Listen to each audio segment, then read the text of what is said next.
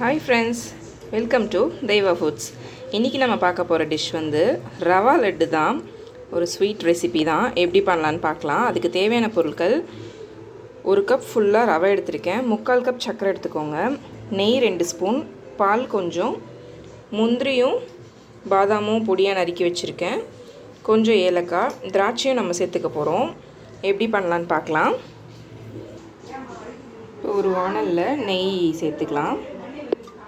நெய் காஞ்சதும் பாதாமும் முந்திரியும் சேர்த்து நல்லா வறுத்துக்கலாம். பாருங்கள், நல்லா பொரிஞ்சிருச்சு. இப்போ திராட்சையும் சேர்த்துடலாம். இப்போ பாருங்கள், திராட்சை நல்லா பலூன் மாதிரி ஆயிடுச்சு. இது ஒரு பாத்திரத்துக்கு மாற்றிக்கலாம். இதே நெய்யில் இப்போ ரவையை வறுத்து எடுத்துக்கலாம்.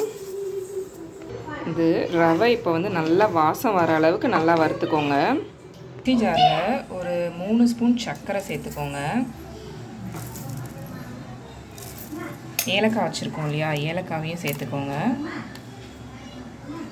இப்போ பாருங்கள், ரவை நல்லா வாசம் வந்துருச்சு.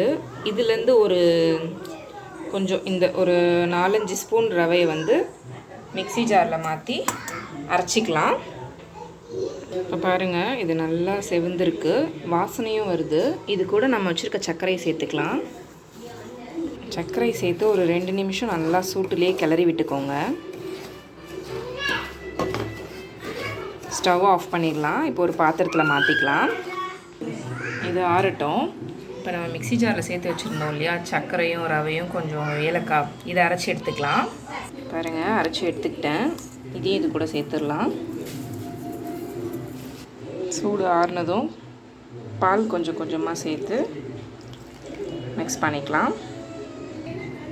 பாருங்கள், ஆறிடுச்சு. இந்த மாதிரி உருண்டை பிடிச்சிக்கலாம். அவ்வளோதான்.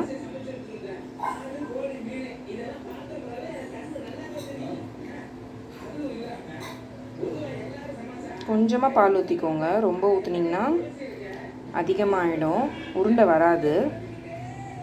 பாருங்கள், இந்த மாதிரி இருக்கணும். எல்லாத்தையும் உருண்டை பிடிச்சி எடுத்துக்கலாம். அவ்வளோதான், ரவா லட்டு சூப்பராக ரெடி ஆயிடுச்சு. நீங்களும் வீட்டில் ட்ரை பண்ணி பாருங்கள். ரொம்ப ஈஸியான மெத்தடில் தான் பண்ணியிருக்கேன். தேங்க்யூ.